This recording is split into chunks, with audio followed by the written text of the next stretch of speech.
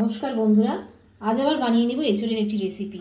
আগের দিন আমি বানিয়েছিলাম আলু দিয়ে এঁচোড়ের তরকারি, এখন আমি বানিয়ে নেব শুধু এঁচোড়ের তরকারি।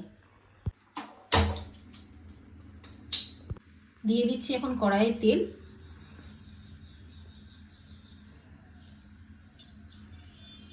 প্রথমে গ্যাসটা একটু মিডিয়াম করে দিচ্ছি আর দিয়ে দিচ্ছি চিনি, আর তার সাথে সাথে দিয়ে দেবো গোটা গরম মশলা। আর গরম মশলাটা এলাচটা একটু ফাটিয়ে দিয়েছি, নাহলে আমার মেয়ে আবার ছুটে পালাবে ক্যামেরা করতে করতে। দিয়ে দিচ্ছি তেজপাতা,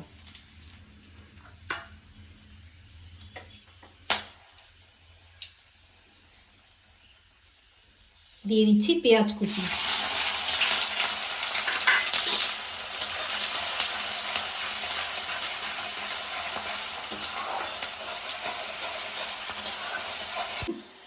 এখানে কিছু গুঁড়ো মশলা নিয়ে নেব।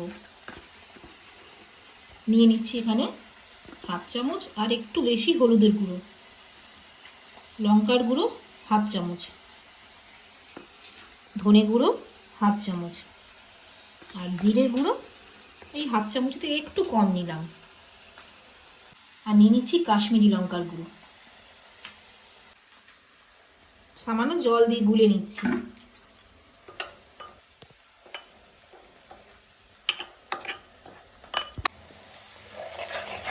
পেঁয়াজটা এখন বেশ ভাজা ভাজা হয়ে গেছে, এখন দিয়ে দেব রসুন বাটা।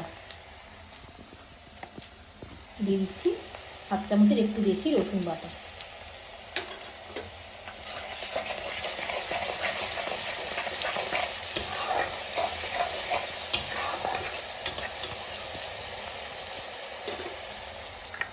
এরপর দিয়ে দেব টমেটো কুচি।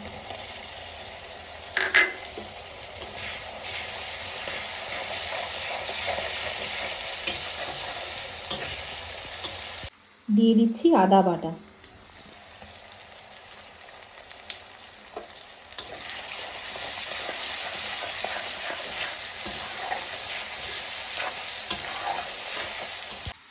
আর দিয়ে দিচ্ছি কাঁচা লঙ্কা বাটা।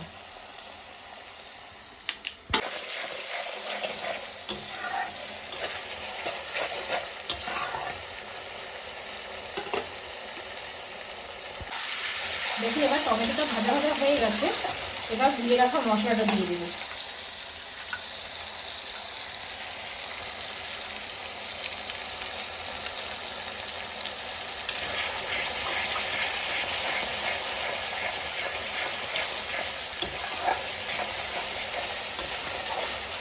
মশলা ধোয়া জল ছিল, ওটা এখন দিয়ে দিচ্ছি।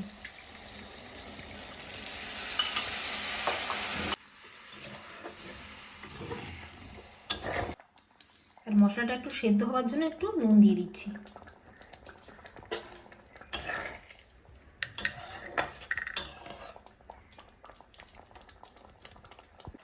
এবার ঢেকে ঢেকে মশলাটা একটু কষিয়ে নেব।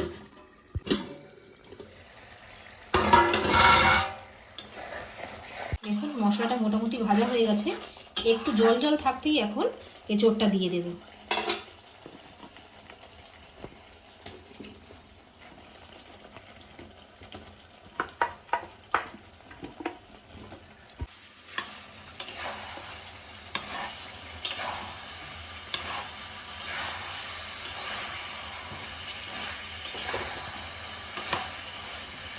এখন একটু দিয়ে দেবো লবণ।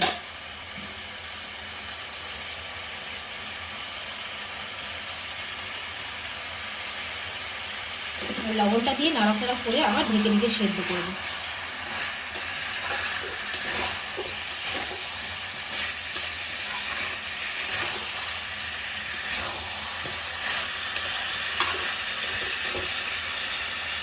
এখন ঢেকে অল্প আছে সেদ্ধ করবো। এখন একটু ঢাকনাটা খুলে দেখে নেব।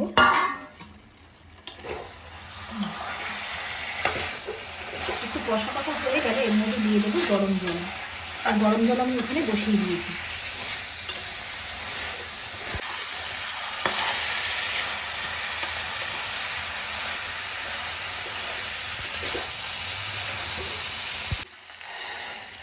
এখন গরম জল দিয়ে দিচ্ছি। একটু হালকা হালকা ঝোল রাখবো, তার জন্য আমি এই পরিমাণ জল দিলাম। দেখতেই পাচ্ছেন যে আমি কতটা জল দিয়েছি। আর এখন গ্যাস একদম মিডিয়াম করে আমি ঢেকে ঢেকে সেদ্ধ করব।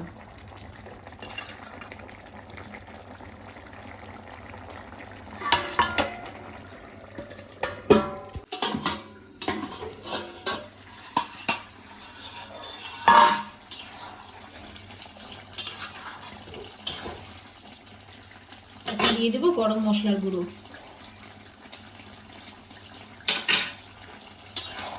দেখুন তৈরি হয়ে গেছে আমাদের এঁচোড়ের তরকারি। আর আমি একটু খুন্তি দিয়ে একটুখানি ভেঙে দেখাচ্ছি। দেখুন পুরো সেদ্ধ হয়ে গেছে, পুরো গলে গেছে। এখন আমি এটা নামিয়ে দেব। তো বন্ধুরা, তৈরি হয়ে গেছে আমাদের এঁচোড়ের তরকারি।